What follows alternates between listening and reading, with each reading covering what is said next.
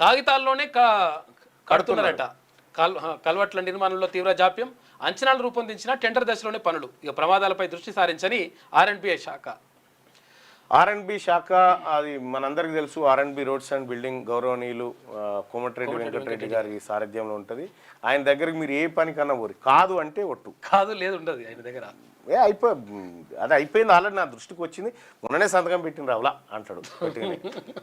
రాష్ట్రంలో పలు చోట్ల రోడ్లు భవనాల శాఖ పరిధిలో రహదారుల వద్ద ఉన్న కల్వర్ట్లు ప్రమాదకరంగా మారాయి. కొన్ని శిథిలావస్థకు చేరాయి. గత వర్షాకాలంలో దెబ్బతిన్న 77 కల్వర్ట్లకు మరమ్మతులు చేపట్టాలని అధికారులు పరిశీలనకు తేలింది. వీటిలో 58 కల్వర్ట్లు 70% పైగా 18 ఏమో 30 నుంచి 70% మధ్య దెబ్బతిన్నాయని చెప్పి ఆర్ఎండ్బి అధికారులు గుర్తించారు. పునరుద్ధరణకు 97.47 కోట్ల రూపాయలు అవసరమని చెప్పి అంచనాలు వేసారు.